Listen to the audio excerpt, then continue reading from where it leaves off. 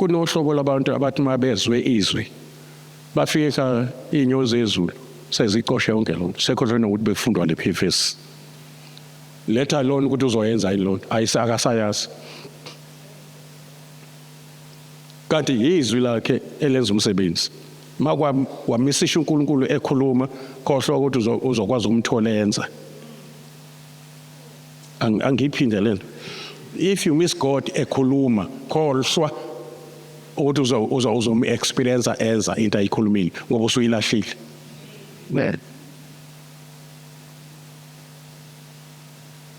tshela makhelwane sisemvuselelweni yabangcwele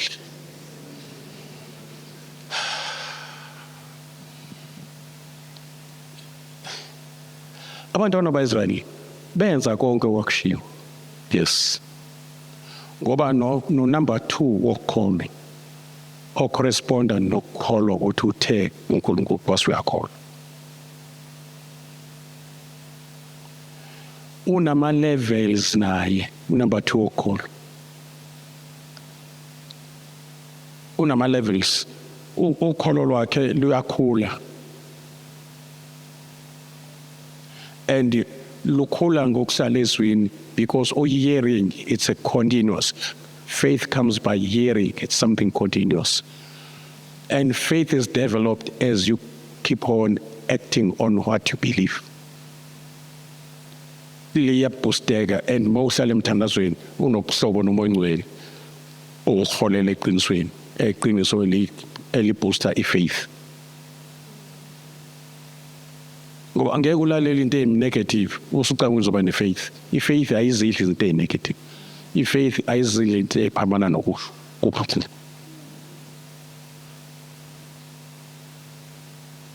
sekufuneka manje ifaith yenhliziyo idlulele engqondweni yo impact ingqondo yakho ngoba manje ikufuneka ikufake kwenzeni into oyishoyo ngizokuthi funeka ifaith le yasenhlizweni iyoboost up engqondweni ngoba uma ngabe ifaith yakho ingeza uboost engqondweni ngoba lapha engqondweni kusebenza lento ekuthiwa repentance asho soke repentance yeah repentance ukusukela igaba ezimbili khona ukurepent okuhamba nokuzisola uzube nento yokuba uyithini nge-English ube nento yokuba ngifuna uligama angifuna ukusebenzela uba guilty no remorse yes ube remorse but that is not the full definition of repentance it can be half true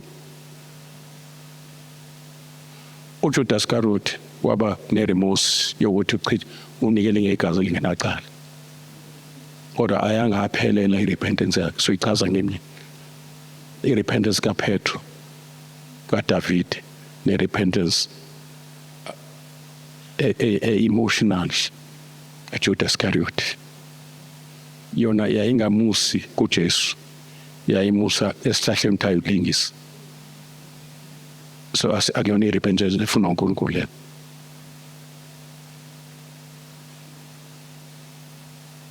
so ngithe ifaith yokuqala ukwamkela lokho uNkulunkulu akushoyo ngenhliziyo ukholo yikho ukuthi kuyiqiniso bese uba nesivumo esilandela leyo nto okholwa yiyo ukuze isivumo sakho samukeleke uNkulunkulu kufanele siqale enhlizweni isivumo somlomo masiqale enhlizweni ekholwayo inhliziyo ekholwayo mayikholwe ngoba kune message eza nokukholwa ukukholwa kuzwa ne message uzuzwe ukuthi uJesu uyasindisa kufanele kube khona ozoshumayela bese uyakholwa ukuthi uJesu uyasindisa kusho ukuthi wamkela imessage njengeqiniso phezu kwama facts onako usuke iqiniso lasezulwini suke lifica kunezinto okholwa yizo uzibeka phansi uzothathale ukubeka phansi ukuthi ugadwa amadlozi akini awona akusizayo ubusothatha lelo uthi uJesu uyasindisa uliyele ngoba it doesn't take you far in life.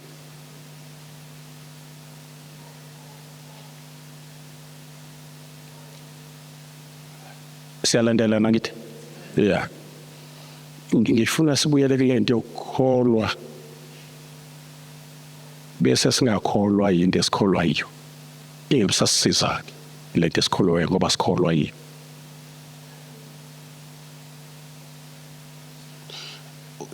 Awubuke nje ngicela ubheke nje nalento yezinto osuzwile uzufika ekhaya uthi inkosi ibiphezulu uNkulunkulu oyingcwele bekhuluma.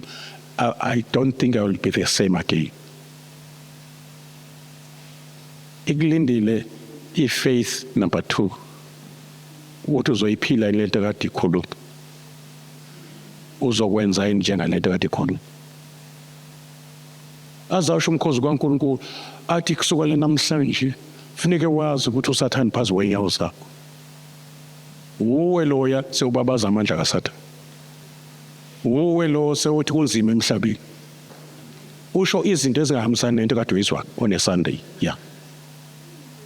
Usho ukuthi uyakholwa kodwa ufuna uNkulunkulu asize asuse ukungakholwa. Sisitake lapho bona impilo zingathi azishintshe nje.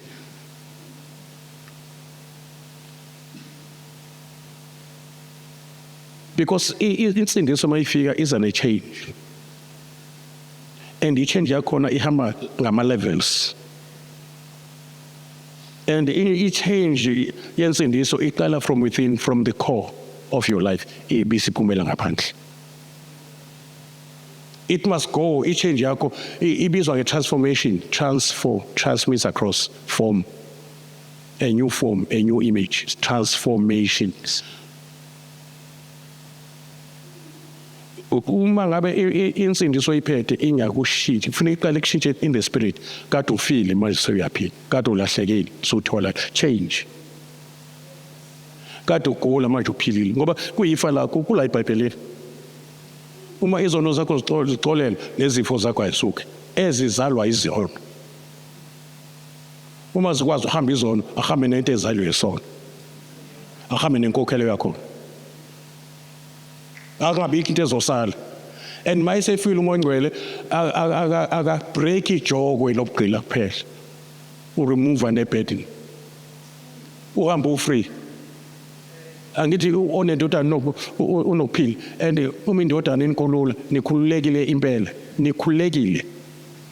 nikhulekeze kuzo zonke izibopho enisinzwe niboshwe ngazo. That is why you are free indeed. Ingakho noJesu kuthiwa he is able to save to the uttermost completely abeza kuNkulunkulu ngaye. uNkulunkulu akawenza ujob half job. Le ndoda ehla nje yehliswa ngohlaka kezwa uJesu waqala wadila nekhosi wathi izono zakho zixolele. Emveni kolokho wathi thatha uhlaka lwakho uhamba udila neke nama consequences udila nama results esono. Ufuneka adile nesono ebese dila nesifo esizalwa isono. Kuthiwa umuntu uhungwa ulingwa ehungwa ezakhe inkanuko akalingwa uNkulunkulu. And inkanuko mase zithabathile zizala isono. Isono sona sizala ukufa ngoba inkokhelo yesono ukufa. Manje isono masizele makufika uJesu echoboza isono ufuna achoboze nento ezalwe isono.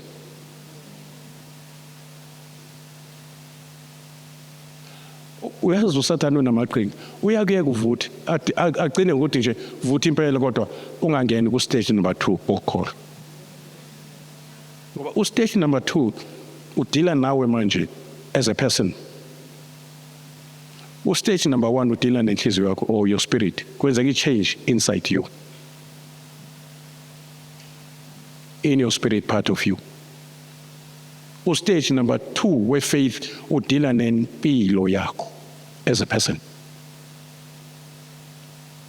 You cease to conform to this world. You cease to live according to the flesh. It is all by faith. And if faith activate, I shall say faith activate. Yeah. Yabona mawukholwa ngenhliziyo. Usho ukuthi wamkela lento esho uNkulunkulu ukuthi iqiniso uyayivuma. Isivumo senhliziyo kodwa. Kodwa ukuze iexpresseke into yasenhliziyweni yokholwa ibesiba yifaith. Ngoba ifaith enye indlela yokuyichaza ukuhlangana kokukholwa nokwenza. Sisho ukuthi ukuhlangana kwento yokuthi I believe bese kube khona ne-action ehambisana nokuthi I believe. Then once ngifake i-action ku-believe, then kuphuma i-faith okuyiyona eletha ama-results. Akeze umzekelo. Indoda yeza kuJesu ne-message ethi umntwana wami ugula kakhulu. Ngiyayithanda le ndaba le. John chapter 4. Inethemba ukuthi uJesu uzoya khona. Isikhulu phela. uJesu sikhulile aye wathumela izwi. Izwi alithumele lithi umntwana okuphilile. Izwi eliza kuyise direct elifuna yena act. Hamba.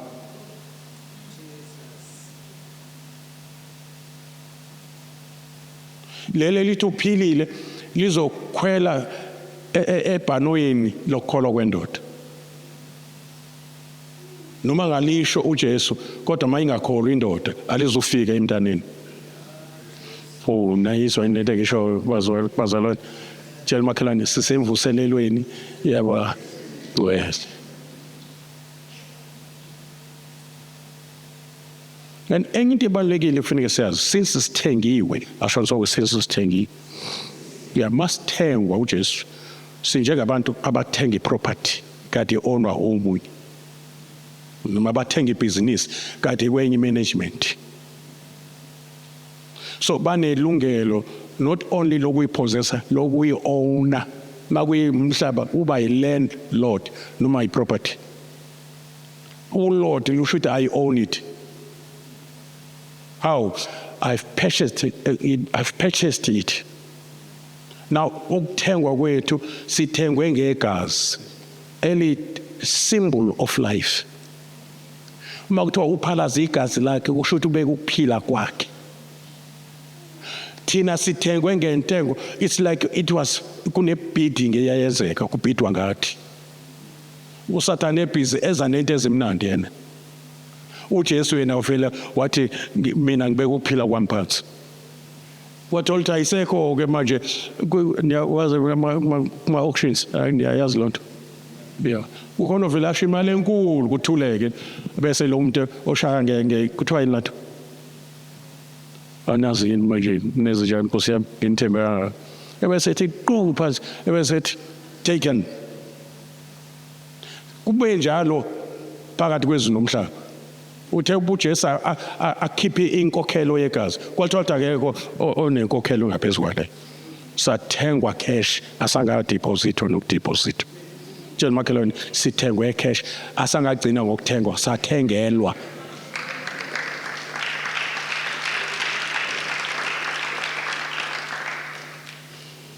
Ungaboni lokho uqhubeka lokuthi ngiba nje ngikhuhlane ukuthengelwe ukuphila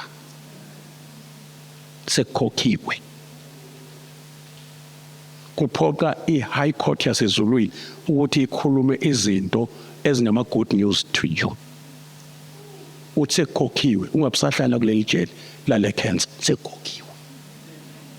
Kodwa kuyadependa ukuthi uyakholwa into okholwa yiyo. Noma uswazobamba uqinise ngapha ekutheni dokotela uthe icancer stage 4. Noma usobamba lokho ukuthi ngemifimbo yakhe siphilisiwe. Leyo nto ezosebenza kuzoba kuwe njengokholwa kwakho ukuthi ukholwa ngakuphi.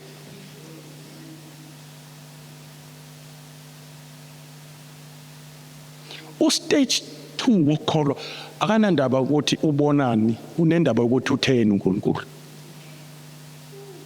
lapha ku stage 2 wokholwa kuyaphoqa ukuthi ube active, ube umuntu owenza okusho, ube umenzi wento okholwayo. Ukholwa kunjengentambo kagesi. I-grace noma i-ability kaNkulunkulu, i-grace mayifika iqala ifike i-unmerited favor mayifika kuwe, wenzela izinto ongazideserve.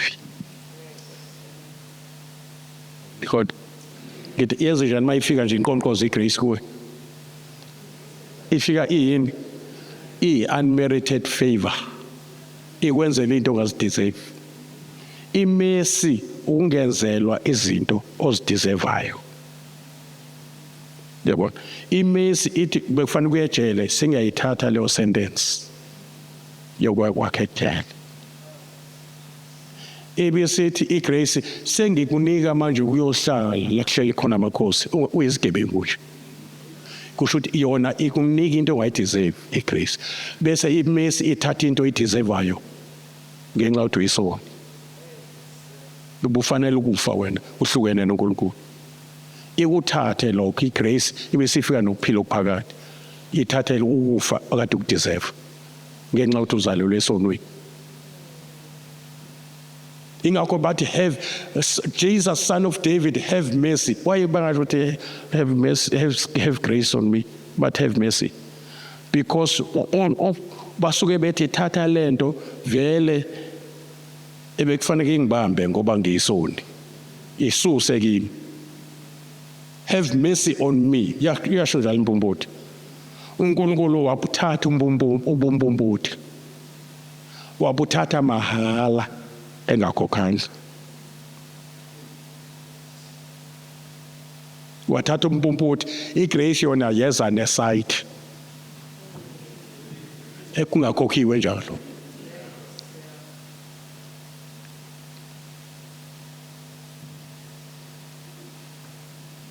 Wenze kahle wabakhona. Your life will never be the same. This is changing your man. No, by God's grace, I'm trying to be very practical in what I say to you. I don't want to be abstract. Ngibele phezulu uNkulunkulu ezile phezulu theology phezulu. No, ubuhlupheka wena lapha phansi. No. Kufuneka mangikhuluma kuphenduleka imibuzo kuwe. Ngingadlali ngawe njobulana nje.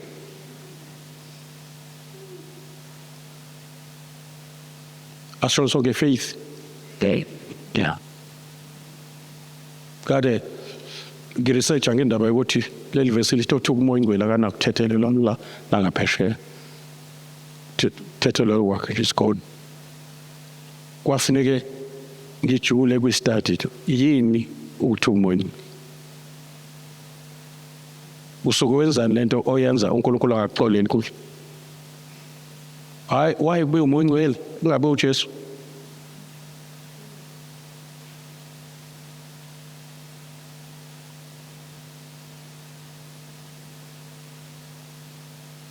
Umbona kanti umuntu osefike lapho okutheni akasathethelelwa, umbona ngani? Angihlephulele kancane nje ukuthi isign yokuthi wena usodlulile ekuthethelelweni ifana nekaLucifer. Akhona eloti verse lithi uLucifer uyayisola. Akhona eloti verse nje elithi uLucifer njoba axoshwe ezulwini nje uyazisola futhi uyaphenduka. Instead usazolwa kakhulu noNkulunkulu. Kusekukhulu kokuzayo. Yabona? Ave izikhohliso uSathane.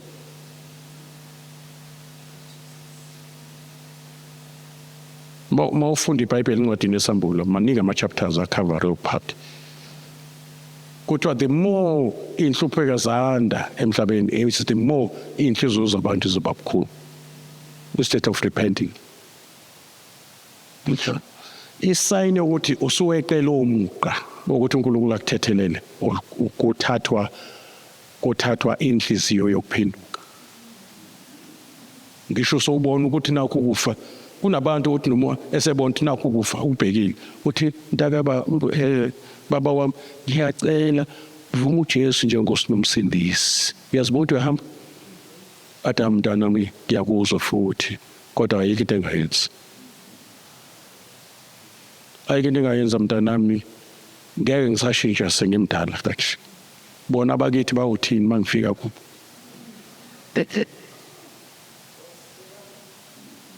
ayikho into uJesu ayengenza kubabhali nabafarisi ngisho bephikisana bambuza imibuzo nabaphendule kodwa azange abawine isuka lapho lento ukuthi bangena esonweni esingathethelelo ngoba bathi uJesu ukhipha amadimoni ngenkosi yamadimoni kusho ukuthi devil worship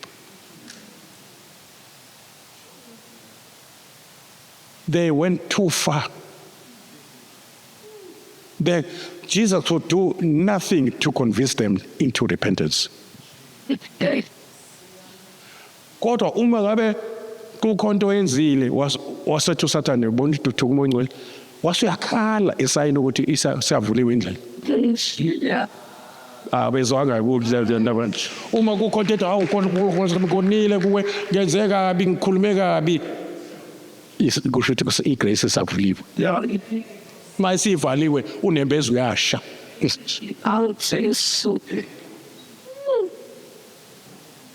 makusekhonto ekhalayo no uyastragisha lethi yakwehlula uyalwa nayo uyifuni it's a good sign noma uSathane sekukhondemile mina ngizothi kuwe it's a good sign ukuthi usinswa ngempela bungalwi nawo ngakasindiswa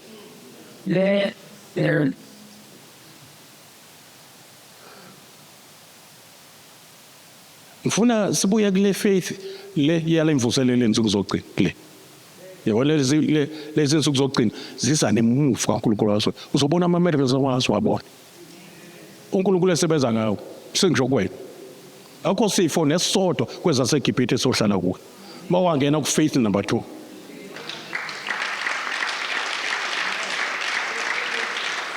lizosebenza literally verse alizuba into nje oyisho nje noyicula ukuthi asikho isikhali esilelelelo esiyophumelela asizuba khona okanga impela provided une faith number 2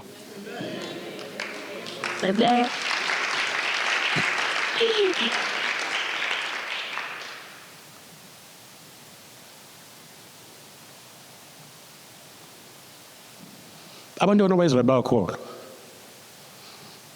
bakuthiwa bazophuma eGibhithe ngokuhlaba iwundlu babengeke baluwela ulwandle obovu bengakholwa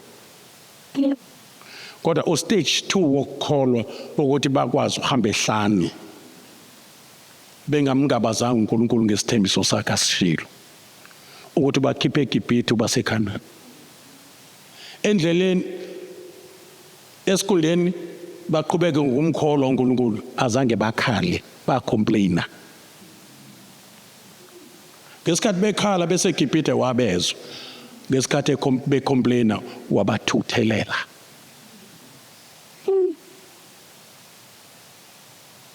umuntu ocomplainayo ngoJehova umuntu onjani umuntu othi mina noJehova sixabene ungangitsheli nje uNkulunkulu ubeke kuphi uNkulunkulu ingane yami yenze ukuthi nokuthi mina nje noNkulunkulu angifuni nje ungitshele noNkulunkulu washo njalo umkaJobe wathuka uNkulunkulu ufe afe ethuka uNkulunkulu that's witchcraft sibone naloko ku social media athi umuntu kade umKristu ethi nje mina neChristianity sihlukene niyakwazi mose lokho ninika inhlamba kunabantu abathi bengikholwa impela eqinisweni bungakholwa kodwa ngoba umuntu okholwa akayenzi letho umuntu okholwa uzela ngembewu engagugi noma isimo siyehla senyuka noma inyama yakhe sikhala ithi uphi uNkulunkulu wakho mawuje kodwa buka content angisakwazi ukuyenza into angikwazi ukusho angikwazi sosuka la ngithi ngiyaphi uyabona usuyibambe ngakho uma usufike lapho sewufike eveseli nakufa nazi ngilosi nakuhlubuka akunamadla ongisho ufike kwi point of no return lapho Akufuna ukugijimela ukuyofika lapho. Futhi awuzenzeli wenziwa imbiye ozelwe ngayo. Lento ekwenza ungagive up noma ngabe ngikhuluma ngokuthi ukholwa number 2 akukabi right kahle kodwa ukholwa number 1 kuyakusustain ngoba uzelwe ngakho. Hayi bayizwe.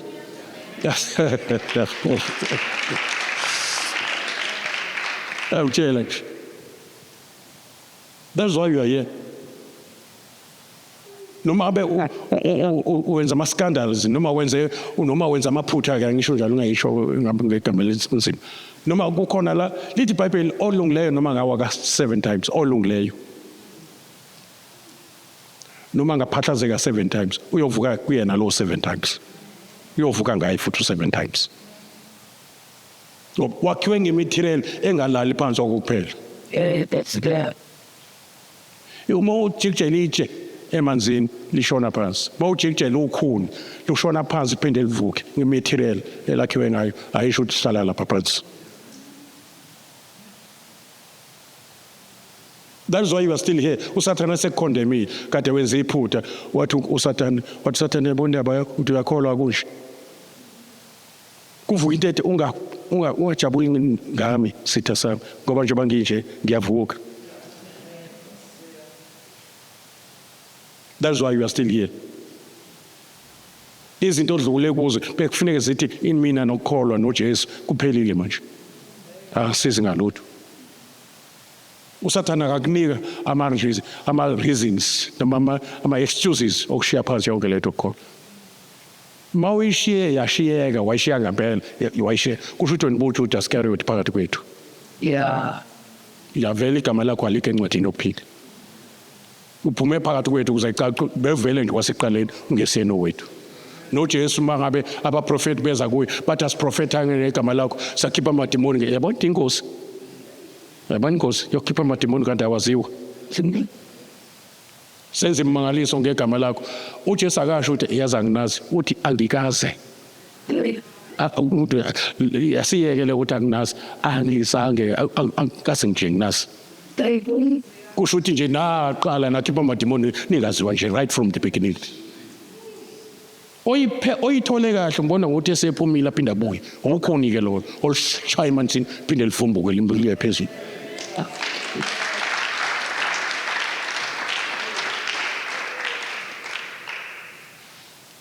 Uzelwe musi. Nayizwa nje ngisho kusafanele sichaza ngibhizi nezifundo nje zama topics esiwakhuluma njalo kodwa singajoli ngawo. Namhlanje bengibhizi ngegama lokuthi what does it mean to be born again? Born. Nakhona in the spirit. Awukwazi ukuba unborn. Awukwazi ukureverse ukuthi uzelwe. Ingakho noJesu ethi umuntu onjalo kangcono bakazalwanga kusho ukuthi uzelwe. Mawuzelwe nje ngeke uphinde ukazalwa. Sewuzelwe. Ayo. Yeah. Wes. Manje uSathane uyathanda ukuthatha amathuba la ekubonda wazi khona.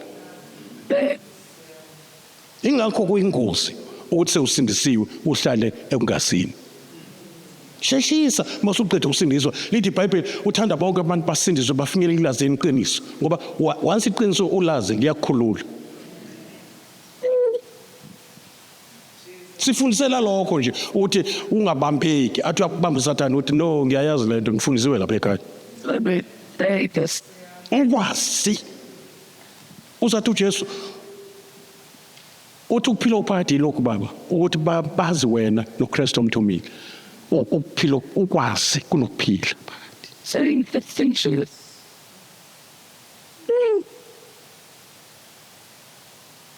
ukwazi kunenkululeko.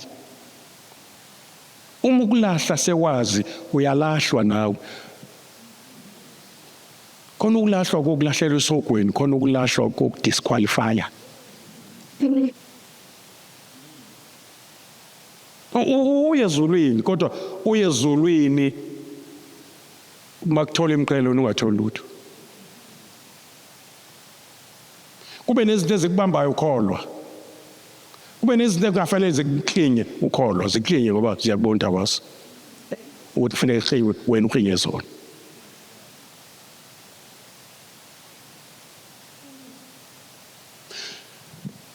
Kufana nale area bazalwane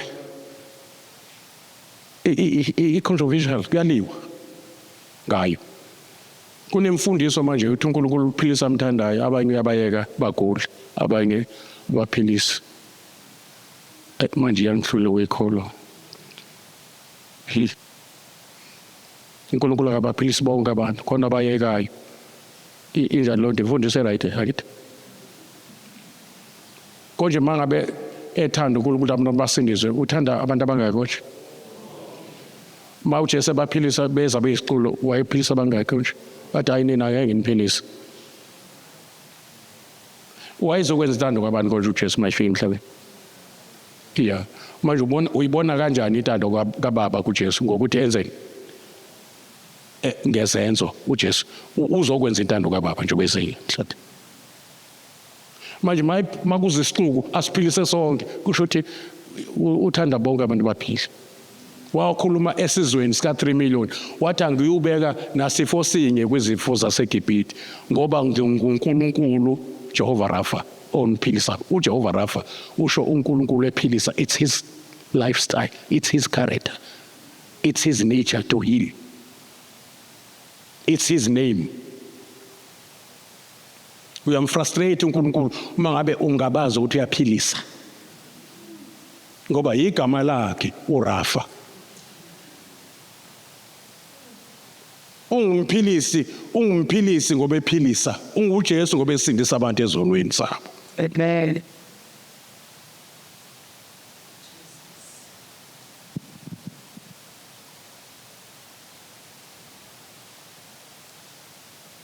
Yes. Manje uzofika ivesi namhlanje kodwa uthi umuntu iwona lawo amavesi washo njengoba belalele usho wona amavesi angithi usho wona amavesi vele. Yeah, ayengeke amavesi kudala ahlelwa iBhayibheli lahlelwa into chapters and verses. Kwakuyinto nje ethe ongekwazi ukuthi verse 1 kuyona.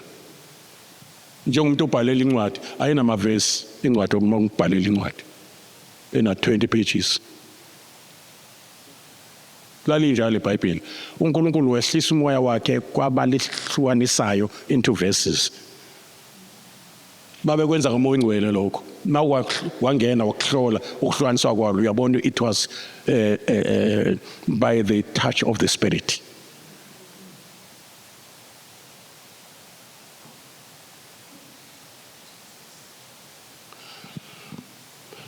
Lendoda lomthandazo yayusho yazi bengithi angizokhuluma ngale ndaba namhlanje la ngibengcwele sikhulu. Kusho ukuthi kunesizathu. Vele ke sisensukwini ze deception. Sisensukwini zokuhlubuka kwabantu ekholweni. Ukuhlubuka kwabantu ekholweni kuyisign yokubuya kaJesu.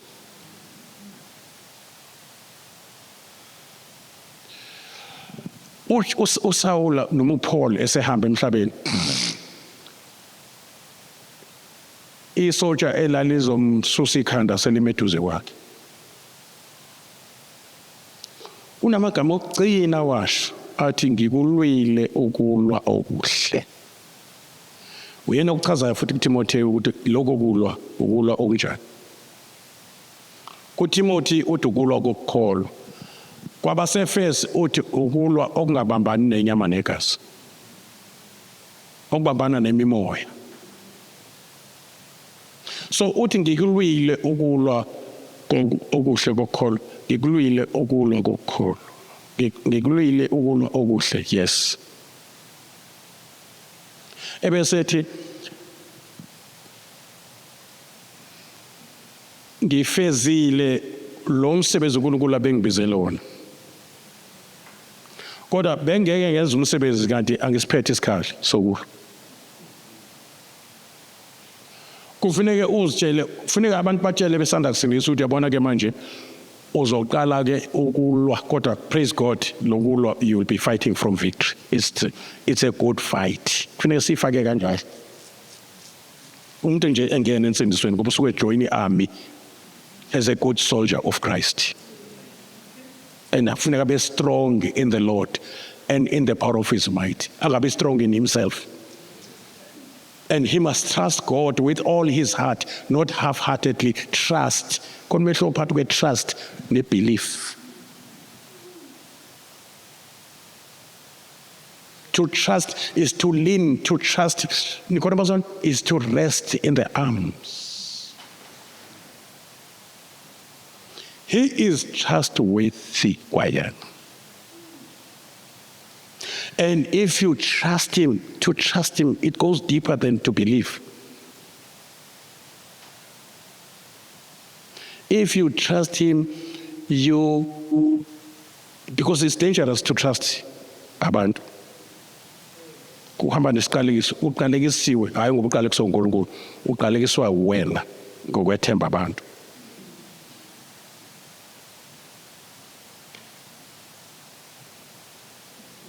Awuqalekiswa uNkulunkulu, uqalekiswa ukuthemba kwakho abantu. Sithini isiqalekiso? Bazokujabula, bazokujikela, bazokujabulisa. Ungathatha nentambo uyilengisa ngenxa yokudisappointwa umuntu kade umethemba. Kuyingozi. Even wena, don't even lay a trust efabweni uNkulunkulu uyibeke engqondweni yakho. You don't lean on your own understanding. It's dangerous too. Because once ingqondo ihluleke kusekuphela ithemba kuwe. There will be challenges in life ezokwenza ucabange ududle amaphilisi ekhanda. Ungadla amaphilisi ingqondo itshela wena ndebona ke unginike into efaba unike uJehova. Uyabona manje angisalali manje wena. Uzama ukucabanga ngengqondo uzama ukuza nesolution uyayicabanga uyayipheka uyayithulula i-answer ayiphumi manje usuyagula ekhanda ungazohlanya futhi ngawuthanda. Uyakuphephisa uNkulunkulu mayithi ungayiceki kokwakuqala. Yiba njengengane encane kuNkulunkulu. Umzali uyena okhathazekayo ukuthi nayi inyanga iphela surrender ngani la ekhaya abantwana bazodlala. Umntwana akakhathazeki mix ngoba uphansi kwecare yabazali. Nathi God cares for us. We're under his care.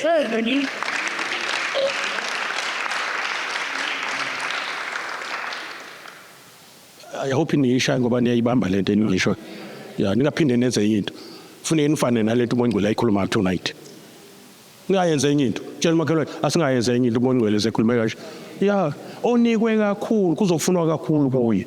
Ma ube phansi kwesandla sikathisha efundisa, kufanele ulindele invigilate so ubhala iphepha. Invigilate akunike answer. Akufanele kuze kufike invigilate sekutestwa lento ukuthi ubuzwa yini uma uthisha efundisa.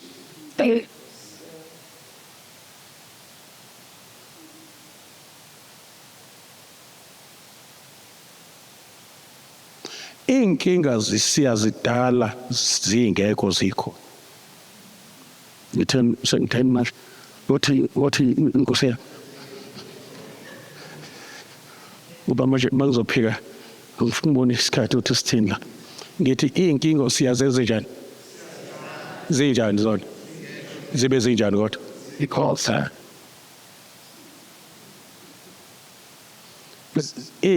senze inkinga zibe inkinga ngokuzidala ukuthi zibe inkinga zethu. Kanti asinankinga masinoJehova ngoba ziphelela kuJehova inkinga.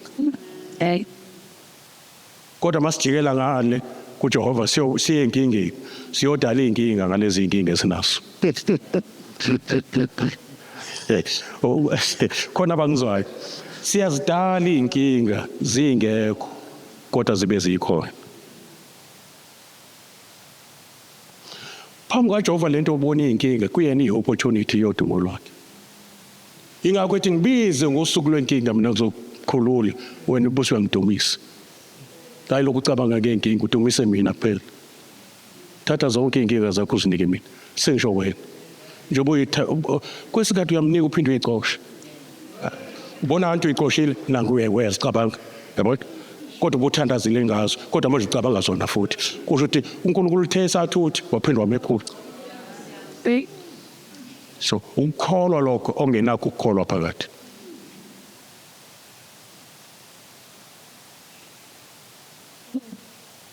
Ingakho sisabhajiwe nje la ngabe kufaka besikhululeke khona.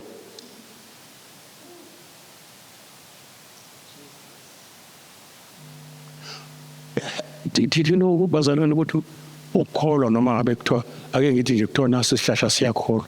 uNkulunkulu angenzi into kuleso sihlahla. Ngowasikho. Uma ufuna umbamba la emncane khona uNkulunkulu kholwa kholwa izulu. Ayenza umzekelo. I-centurion, a Roman centurion, yayingakholwa. Mina yangena umzalwane. Futhi ngaleso sikhathi uJesu wayengathunyiwe kwabezizwe. Ngoba insindiso kufanele iqale kwaIsrael qala. Akithi sikhule thina makuphakwa kwangaqalwa ngezingane. Kwaqalwa ngabantu abanjani? Abadala ukuthi hayi ake kuhle kwakuphakela abantu abadala bese ingane ziyalandela kwakuyini uhlobo oluthile lenhlonipho. Manje isizwe esikhethile uNkulunkulu okuyisona isibusiso esihamba umhlaba wonke kwafanele kube yisona esibamba insindiso kuqala. Ingakho kuthiwa weza kwabakhe not abakhe ngoba bekhishiwe bezizwe ingoba uzalelwe khona. Yabo? Yeah. Kodwa yena uze ezizweni njengoku sithembiso sikaNkulunkulu ukuthi ngenzalo yakho Abraham kusho uJesu njalo. UJesu lo oyinzalo kaAbraham. Izizwe zonke ziyobusiswa. Kodwa kufanele kube ne-starting point. Yabo? Kufanele kube ne-starting point mayiqala insindiso njengoba isizwe sakwa-Israyeli sise-Middle East lapho kuhlangana khona onke ama-continents omhlaba. Inkaba i-Middle East, inkaba i-navel of the whole earth. That's why kunempi nje. Because no Antichrist vele uzofuna leyo ndawo ngoba iyisenta yomhlaba. Yayizwa lento nje. Kwaqhamuka umuntu ke ngaleso sikhathi wayesabizwa ukuthi it's a dog. Kwa-Israel. I-dog umuntu ongaphandle kwesivumelwano sikaNkulunkulu o-Israel. Kuqhamuka a Roman, not an Israel centurion, a Roman centurion. He was a Roman centurion. Kusho ukuthi sasingakafika isikhathi ukuthi ivangeli liphumele kwabezizwe. Kodwa i-faith yale ndoda yenza ukuthi i-dog uNkulunkulu ayenzele umusa isikhathi singakafiki.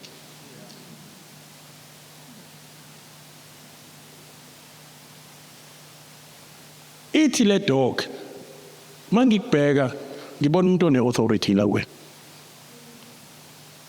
Ukuyichaza lento ukuthi ngiyayibona kuwena ngizokuchazela ngokuthi mina ngiphansi kwegunya lombuso wamaRoma. Ngiphethwe. Ingakho ke nginamasotsha awu-100 ke aphansi kwawo. And ngiyayi-exercise nilalele. Ngiya-exercise le authority ngithi ngokuthi ngithi laba abangaphansi kwami mangithi abayele they must take my word. Ngithi mabethi bangacomplain mangithi buyani babuye because I'm in charge. I've got a delegated authority over me. Kodwa isebenza kahle ngoba ngiphansi kwe-authority. Iyo lento engenza ngibe ne-authority ngithume isotsha lilalela. Usethi ngamanye amazwi uzama ukuthi no nawe thuma wakho amasotsha angaphansi kwakho isho ngezi uthumele lona. Thumela izwi kuphela lizohamba liyokwenza umsebenzi. Wathi uJesu nakwa-Israyeli yabona ukuthi ngempela lo muntu akayena umIsrael. Uthi nakwa-Israyeli ngaze ngibone ukholo ukuthi singizokuthola ngaphandle. Akashongo ukuthi isikhathi asikafiki. uNkulunkulu akasize asivusele ukukholwa. Sisemvuselelweni njengebandla.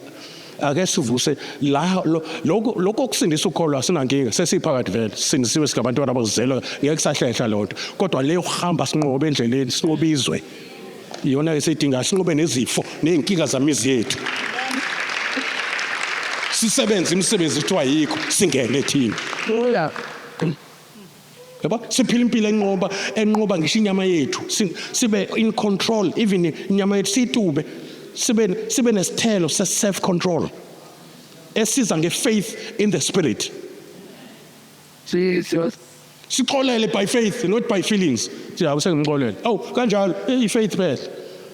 Kokholwayo konke kuyenzeka. Mawufuna ungena kuma abilities of God, God's abilities, ngena ngokukholwa. I-asha ekusharisha kuma God's abilities. I-faith. What is possible, God, become possible with you. You share ama possibilities of God. Azathi uGod inokwenza imisebenzi engenzileyo nengaphezulu kwale engayenza. uPetro vele waphilisa abantu ngesithunzi, uJesu into angakazayenza. Yeah. Yeah. Why? Faith. Faith. Ngiyayi-injecta namhlanje nge-faith. Ngiyayivusa ngicharge ibhetri nge-faith like me. In Jesus' name. No, I cannot wait to see. If you want to see God doing miracles, signs, wonders, to those who believe, these signs shall follow. To those who believe, all things are possible.